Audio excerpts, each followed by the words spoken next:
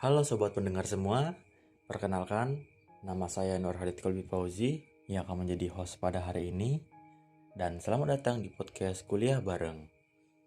Hari ini kita akan membahas sebuah topik nih yang semakin relevan di zaman sekarang, yaitu penggunaan teknologi dalam dunia pendidikan. Nah, teknologi ini sendiri telah menjadi bagian besar dari kehidupan kita dan tentu pendidikan ini tidak bisa lepas dari perkembangan tersebut.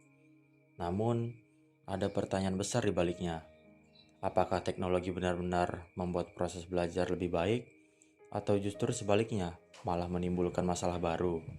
Maka dari itu, yuk kita bahas bersama pada podcast kali ini. Nah, teknologi ini sendiri sudah hadir dalam berbagai bentuk nih. Entah itu di sekolah maupun pembelajaran jarak jauh. Mulai dari learning management system, seperti Google Classroom dan Moodle. Lalu ada platform video conference seperti Zoom, hingga penggunaan AI untuk mempersonalisasi pembelajaran. Tidak hanya itu, banyak sekolah juga sudah memakai tablet atau laptop sebagai pengganti buku teks.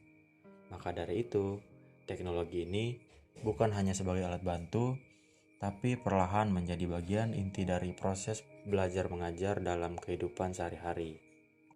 Itu semua sudah sesuai dengan teori konstruktivisme yang dikemukakan oleh Jean Piaget dan Lev Vygotsky nih guys. Teori ini sendiri berpendapat bahwa belajar adalah proses aktif yang dimana siswa tuh berperan aktif dalam membangun pengetahuan berdasarkan pengalaman dan juga interaksi mereka dengan lingkungan nih.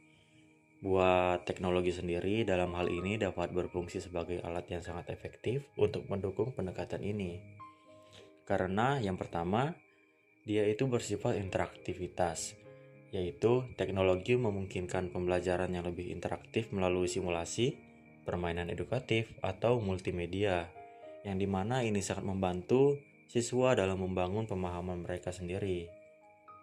Nah, di pendapat mereka sendiri, terdapat juga kelebihan dan kekurangan nih. Dengan penggunaan teknologi ini sendiri, siswa tidak hanya menerima pengetahuan tetapi juga berpartisipasi dalam proses pembelajaran. Itu adalah kelebihannya. Dan untuk kekurangannya sendiri adalah jika digunakan tanpa bimbingan yang tepat, teknologi ini bisa mengurangi kesempatan bagi siswa untuk belajar melalui interaksi sosial langsung. Yang penting dalam pendidikan. Nah, jadi teknologi ini sendiri mempunyai dua sisi nih guys dari pembahasan tadi. Yang pertama itu adalah membuka potensi besar untuk meningkatkan kualitas pembelajaran. Namun, itu juga dibarengi dengan tantangan yang harus kita kelola.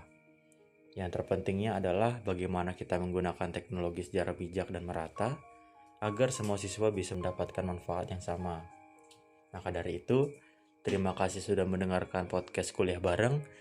Jangan lupa follow dan subscribe untuk tidak ketinggalan info selanjutnya. Sampai jumpa dan tetap semangat belajar.